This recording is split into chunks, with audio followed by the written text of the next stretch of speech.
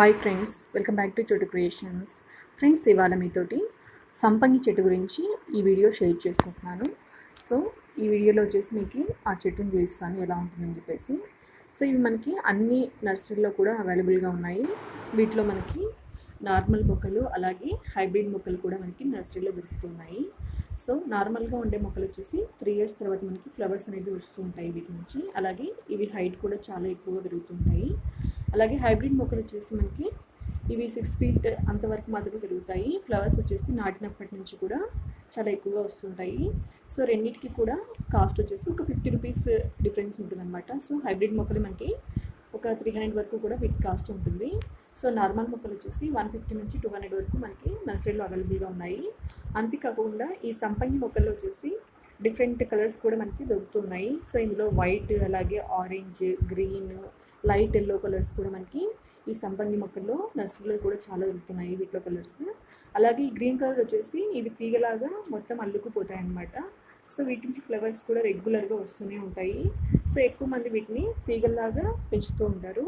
So చూడండి ఇప్పుడు ఈ సంపంగి మొక్క ఎలా పెరిగిందో, సో వీటిలో ఫ్లవర్స్ ఎలా వస్తున్నాయో. ఈ మొక్క వచ్చేసి నాటి 3 years అయిపోయిందనమాట. సో ఇప్పుడు వీటి నుంచి ఫ్లవర్స్ అనేవి వస్తున్నాయి. సో ఈ ఫ్లవర్స్ కూడా చాలా చాలా ఎక్కువ స్మెల్ అనేటివి ఉంటాయన్నమాట. సో మనకి ఒక ఫ్లవర్ వచ్చేసి ఇంట్లో పెట్టామంటే మొత్తం ఇల్లంతా కూడా మంచి స్మెల్ అనేది వస్తూ ఉంటుంది. చూడండి ఎంత హైట్ వచ్చేసిందంటే చెట్టు చాలా హైట్ వచ్చేసేసింది.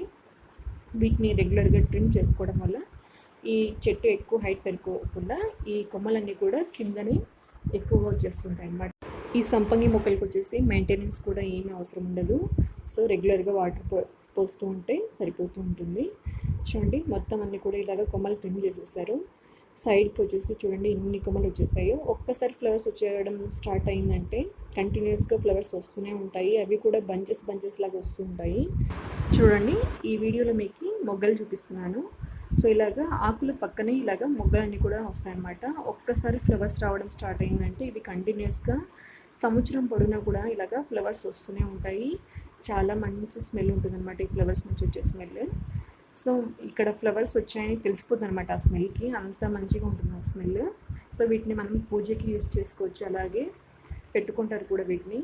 చూడండి ఇక్కడ ఫ్లవర్ కూడా మీకు కనబడుతుందో లేదో, ఇక్కడ ఎల్లో కలర్లో కనబడుతుంది కదా, సో అది ఫ్లవర్ అనమాట. సో ఇవి చాలా పెద్ద మొక్క కాబట్టి ఇవి కార్నర్స్లో వచ్చేసాయి ఫ్లవర్స్ అనేటివి. సో నాకు ఈ వీడియో తీయడానికి పాసిబుల్ అవ్వలేదు. ఇక్కడ చూడండి ఈ మొగ్గలు చూడండి ఎంత బాగా వచ్చేసాయో. ఇది కూడా హైట్ కూడా చాలా పెరిగిపోయింది. సో మనకి హైట్ ఎక్కువగా పెరగకూడదంటే మొక్క చిన్నగా ఉన్నప్పుడే కట్ చేసేసుకుంటే కిందనే పెరుగుతూ ఉంటుంది చెట్టు వచ్చేసి. సో ఇది ఫ్రెండ్స్ సంపంగి చెట్టు గురించి.